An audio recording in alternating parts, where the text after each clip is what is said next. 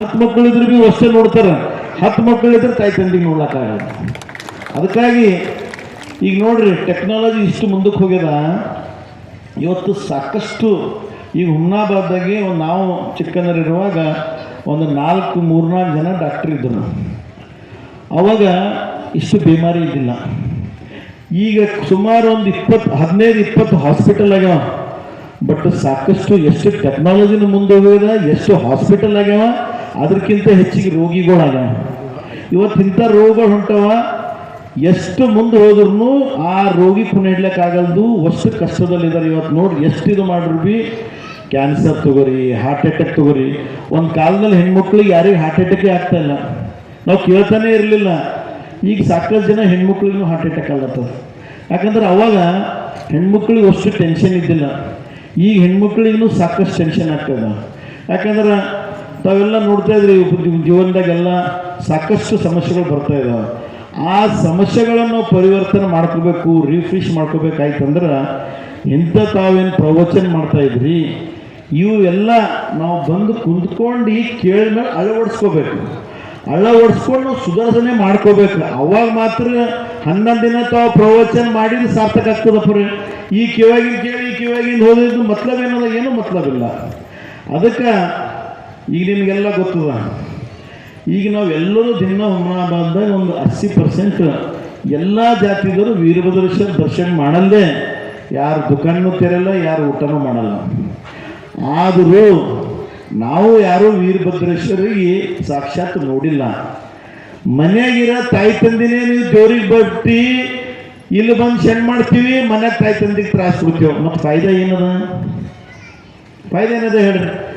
ಇರೋ ತಾಯಿ ತಂದಿಗೆ ನೀವು ಸರಿಯಾಗಿ ನೋಡ್ಕೊಂಡ್ರಿ, ಹುಡ್ಸಿದವ್ರು ತಾಯಿ ತಂದಿನೇ ನಿಜವಾಗ ದೇವರು. ಈಗ ಎಲ್ಲರೂ ದೇವ್ರ ಗುಡಿಗೆ ಹೊಂಟ್ರ, ಎಲ್ಲರೂ ಮಾಡತ್ರ, ನಾವು ಹೊಂಟೀವಿ. ನಿಜವಾಗಿ ಯಾರಾದರೂ ದೇವ್ರಿಗೆ ನೋಡ್ರೇನು? ಯಾರು ನೋಡಿಲ್ಲ.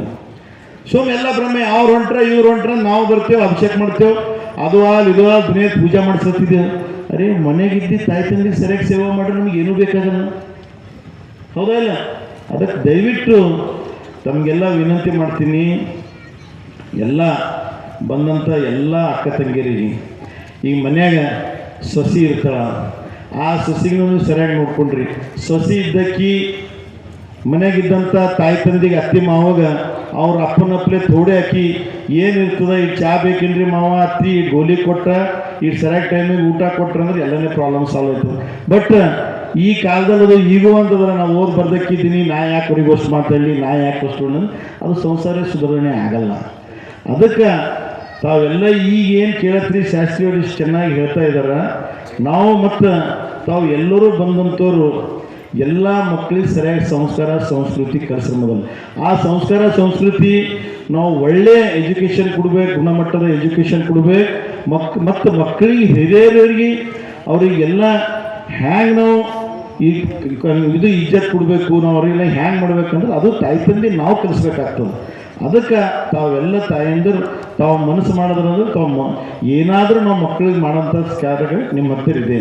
ಅದಕ್ಕಾಗಿ ಈಗ ನಾವು 11 ದಿನ ತಾವೇನು ಇಟ್ಟಿರಪ್ಪರೆ, ನಾವು ನಮಗೆ ಹಿಡ್ಕೊಂಡು ಇಲ್ಲಿ ಬಂದಂಥ ಎಲ್ಲ ತಾಯಂದಿರು ಅಕ್ಕ ತಂಗಿಯರು ಎಲ್ಲ ನಮ್ಮ ಅಣ್ಣ ತಮ್ಮಂದರು ನಾವು ಬಂದು ಕೇಳಿ ಅದು ಅಳವಡಿಸ್ಕೊಂಡು ನಾವು ಸುಧಾರಣೆ ಮಾಡಿದಾಗ ಮಾತ್ರ ತಾವು 11 ದಿವಸ ಪ್ರವಚನ ಮಾಡಿ ಸಾರ್ಥಕ ಆಗ್ತದೆ.